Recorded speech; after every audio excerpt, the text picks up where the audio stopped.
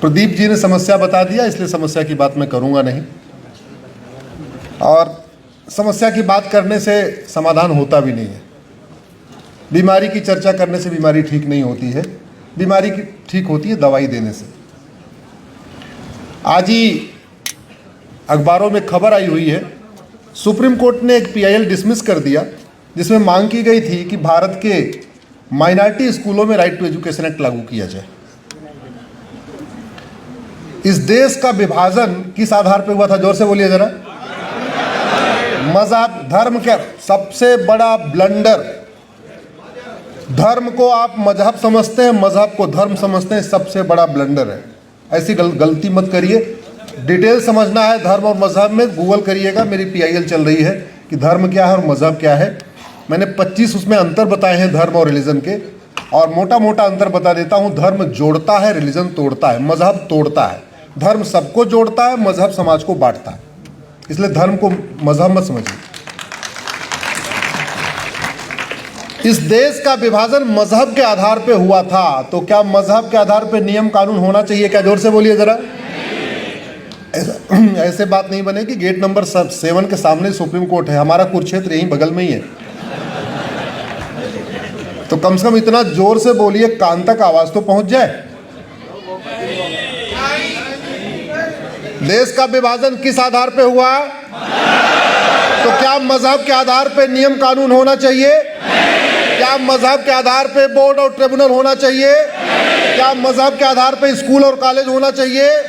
क्या मजहब के आधार पे माइनॉरिटी और मेजॉरिटी होना चाहिए? क्या मजहब के आधार पे लोन और वजीफा होना चाहिए? क्या मजहब के आधार पे आयोग और मंत्रालय होना चाहिए? नहीं। लेकिन इस देश में चल रहा है, और वो इसलिए चल रहा है कि संविधान की शपथ लेने वाले माननीय सांसद, विधायक, मंत्री और जज संविधान की गलत व्याख्या कर रहे हैं। नहीं चाहिए, बिल्कुल बंद होना चाहिए। क्यों चाहिए? अगर सब भारत के रहने वाले हैं, सबको इक्वलिटी है, सबको जस्टिस है, सबको लिबर्टी है, सबको एक बराबर अधिकार मिला हुआ है, फिर माइनॉरिटी मेजॉरिटी क्यों?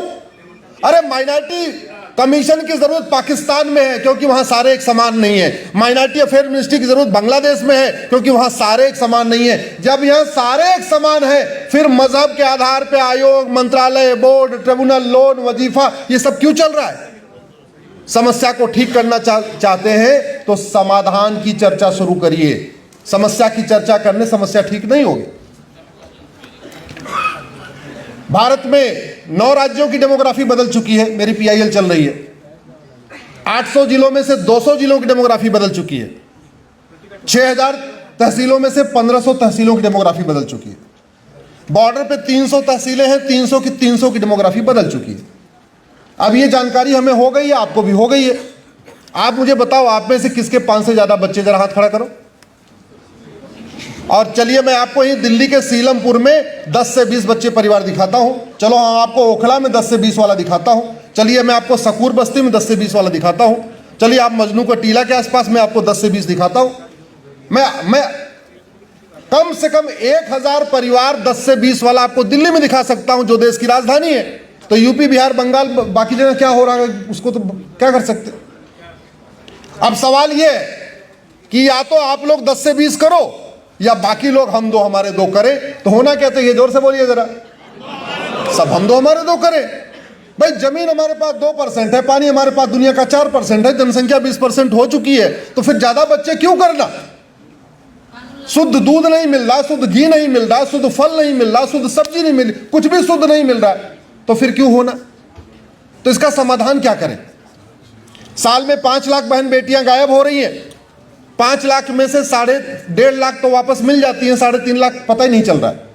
3.5 लाख साल में पता नहीं चल रहा है। इसका मतलब प्रतिदिन 1000 बेटियां लफ्ज़ का शिकार हो रही हैं।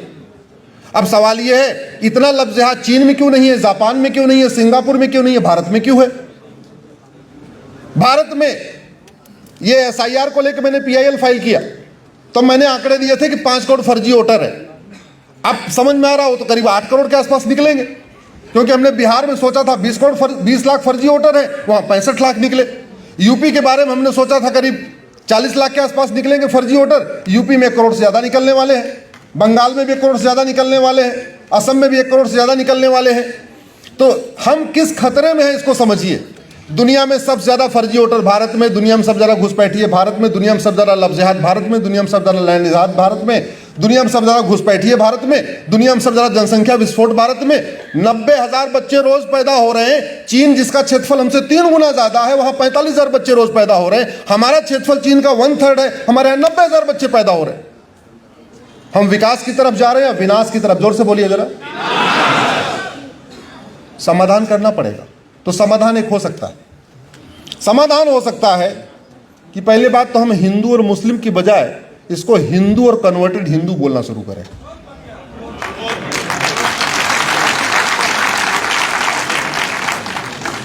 और जो कन्वर्ट हो गया है उसको फिर से कन्वर्ट कर दे।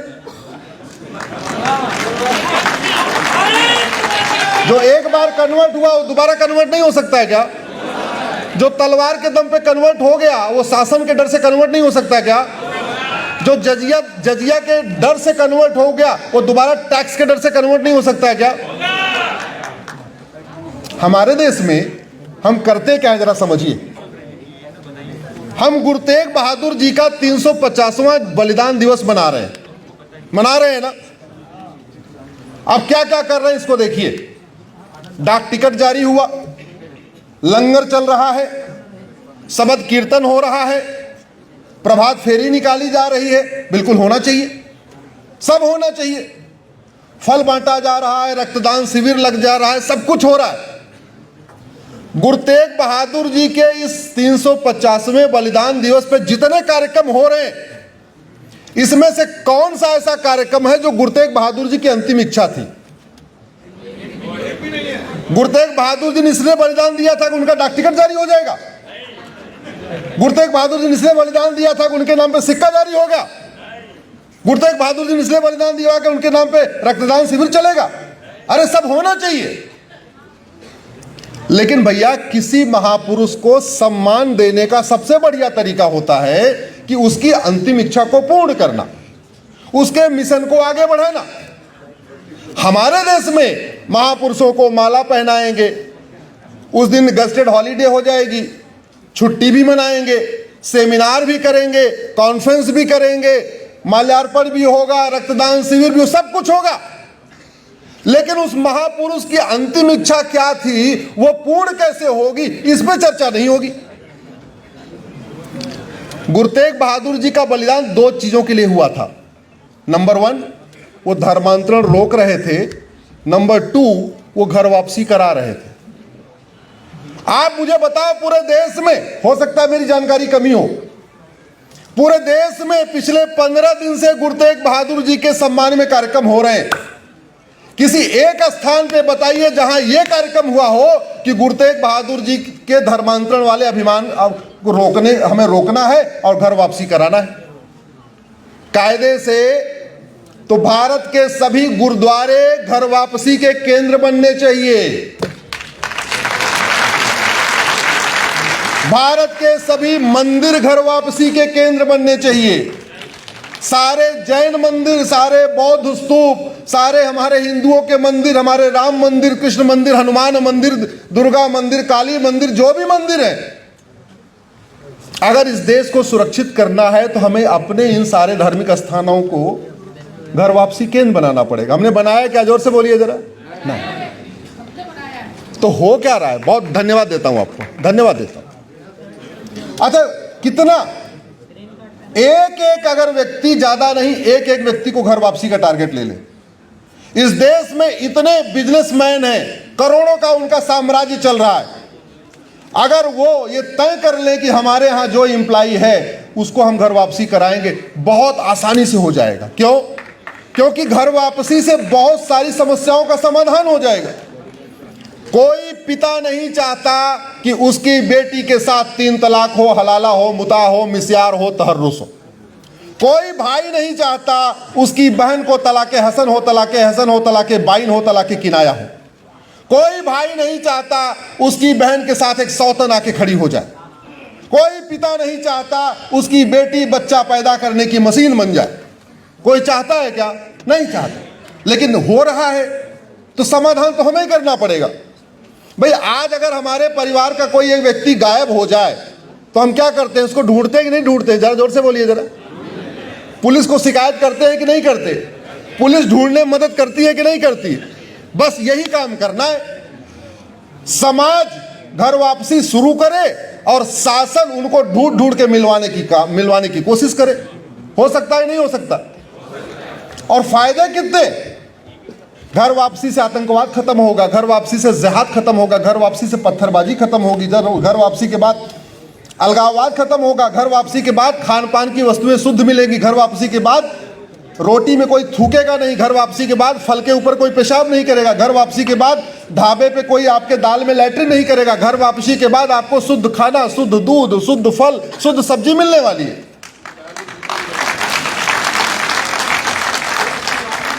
और घर वापसी, हमारे पास 10 लाख के आसपास टोटल मठ मंदिर कथावाचक हैं। टोटल अगर सबको जोड़ दीजिए, मठ मंदिर जोड़ दीजिए, पंडा पुजारी जोड़ दीजिए, कथावाचक जोड़ दीजिए, मंडलेश्वर जोड़ दीजिए, महामंडलेश्वर जोड़ दीजिए, आचार्य जोड़ दीजिए, सबको जोड़ दीजिए, टोटल 10 लाख हैं। अगर ये तय कर ले हमको लाना है, ला सकते हैं। गांव में तो ढूंढना बड़ा आसान है, क्योंकि अगर एक गांव में ये 10 घर यादव हैं और बगल में एक घर कन्वर्टेड हिंदू है, इसका मतलब उसके पूर्वज यादव थे। अगर इधर 10 खेत यादवों का है और 2 खेत किसी और का है, इसका मतलब वो खेत भी पहले कन्वर्टेड, उसके पिताजी पहले यादव रहे होंगे। भाई अल्टीमेटली जो लोग यहाँ पे हैं, या तो वो ब्राह्मण थे, या क्षत्रिय थे, या तो वैश्य थे, या तो दलित थे। आज की डेट में जो लोग हैं, या वो कुर्मी थे, या केवट थे, या नाई थे, या धोबी थे, कुम्हार थे, विश्वकर्मा थे, लोहार थे, पांचाल थे, जाट थे, जाटव थे, गुजर थे, यही तो थे और थे क्या? उनको ढूंढना चाहिए कि नहीं ढूंढना चाहिए? मैं आज सनातन संस्था के सभी कार्यकर्ताओं को और जो लोग सनातन में विश्वास करते हैं, जो लोग सनातन को मजबूत करना चाहते हैं, उन सबसे आग्रह करता हूं, घर वापसी अभियान शुरू करिए। जो कर सकते हैं वो करिए, बताइए। और हमारे पास तो पैकेज है पूरा बताने का। आ जाओ, घर वापसी करो, तुम अर्धांगिनी बनोगी। आओ घर वापसी करो, बराबर सम्मान मिलेगा। आओ घर वापसी करो, 3 तलाक से छुटकारा। आओ घर वापसी करो, हलाला से छुटकारा। आओ घर वापसी करो, मुताह से छुटकारा। आओ घर वापसी करो, मिस्यार से छुटकारा। आओ घर वापसी करो, तहर्रुस से छुटकारा। आओ घर वापसी करो, सौतन से छुटकारा। आओ घर वापसी करो, वसुधैव कुटुंबकम का विचार आएगा। आओ घर वापसी करो, नारी तू नारायणी का विचार आएगा। आओ घर वापसी करो, सर्वे भवन सुखिना का विचार आएगा। आओ घर वापसी करो, सर्व मंगल मांगल्ये शिवे सर्वार्थ साधिके का विचार आएगा। और एक बात और मैं आज कहना चाहूंगा, क्योंकि माननीय सुप्रीम कोर्ट के बगल में ही कार्यक्रम हो रहा है और संविधान की अंतिम व्याख्या चूंकि यही सुप्रीम कोर्ट में ही होती, तो मैं आज सभी माननीय सुप्रीम कोर्ट के जजेस से, वर्तमान जजेस से और भूतपूर्व जजेस से एक प्रश्न विनम्रता पूर्वक पूछना चाहता हूं कि जो मजहब इक्वलिटी को नहीं मानता, क्या उसको भारत का संविधान मान्यता देता है क्या? जो religion equality before law, equal protection of law को नहीं मानता, क्या उसका भारत का संविधान मान्यता देता है क्या? जो religion liberty of thought, liberty of belief, liberty of faith, liberty of worship को नहीं मानता, जो रिलीजन कहता है कि जैसे मैं इबादत करता हूं यही करना पड़ेगा, जैसे मैं प्रेयर करता हूं यही करना पड़ेगा, क्या ऐसे रिलीजन को भारत का संविधान मान्यता देता है क्या? इसके ऊपर माननीय सुप्रीम कोर्ट को बहुत गंभीरता के साथ सोचना पड़ेगा। आम और बबूल एक समान नहीं होते। जब आम और बबूल एक समान नहीं होते तो फिर इक्वलिटी बिफोर लॉ वाला कॉन्सेप्ट वहां कैसे आएगा? हिरन और भेड़िया एक समान नहीं होता, फिर equality before law, equal protection of law का कॉन्सेप्ट वहां कैसे आएगा? आपको ये समझना पड़ेगा। देव होता है, दानव होता है, मानव होता है, राक्षस होता है। मानवाधिकार मानव का होता है, दानव का नहीं होता। इसको अब समझना पड़ेगा। इसमें मुझे लगता है अब तुरंत कुछ निर्णय लेना पड़ेगा। आप लोगों ने इतनी देर सुना, शेष चर्चा सोशल मीडिया के माध्यम से होती रहेगी। हमें बड़ी खुशी है, सनातन संस्था ने एकदम हमारे कुरुक्षेत्र के बगल में यह कार्यक्रम आयोजित कर दिया। हमारा यही कुरुक्षेत्र है। एक बात मैं कहना चाहूंगा, धर्म की अधर्म का, प्राणियों में विश्व का, ये 4 कार्य बटे हुए हैं। धर्म की जय करने से अधर्म का नाश नहीं होता, अधर्म का नाश करने से धर्म की, और समाज का कार्य है धर्म की जय करना, और शासन का काम है अधर्म का। समाज अपना काम करे, शासन अपना काम करे। शासन के पास बहुत असीमित शक्तियां होती हैं। शासन का काम केवल भौतिक विकास करना नहीं है, शासन का काम नैतिक विकास, चारित्रिक विकास, आध्यात्मिक विकास भी है। शासन के बाकी के मंत्रालय, रोड ट्रांसपोर्ट मिनिस्ट्री, वित्त मंत्रालय, गृह मंत्रालय, बाकी मंत्रालय भौतिक विकास करते हैं। आध्यात्मिक विकास, चारित्रिक विकास, नैतिक विकास, इसको 2 मंत्रालय करते हैं, शिक्षा मंत्रालय और कानून मंत्रालय। मुझे लगता है इसके ऊपर गहराई से चिंतन करने की जरूरत है कि भारत में जो समस्या है वो चीन में क्यों नहीं है, भारत में जो समस्या है वो सिंगापुर में क्यों नहीं है, भारत में जो समस्या है वो जापान में क्यों नहीं है, और जो भारत में समस्या है इसका समाधान कैसे होगा। अब इसको समाज को भी देखना पड़ेगा, शासन को भी देखना पड़ेगा। भारत में सबसे ज्यादा नशेड़ी इस समय हो चुके हैं, 10 करोड़ हमारे भारतीय नशेड़ी हो चुके हैं, नशे की चपेट में आ चुके हैं, और 1 लाख करोड़ का नशे का कारोबार हो रहा है। हमारी यंग जनरेशन नशे में डूब रही है, और जब वो नशेड़ी हो जाती है फिर वो पॉर्न एडिक्ट हो जाती है, गंदी फिल्में देखती है, वो सारा गंदा काम कर रही है। अगर हमारी जनरेशन ऐसे ही जाती रही और फिल्म वाले फुहड़ फिल्म बना के पैसा कमाते रहे, सीरियल वाले कुछ उल्टा सीधा काम करके अपना पैसा बनाते रहे, फिर हम अपने समाज को कैसे बचाएंगे।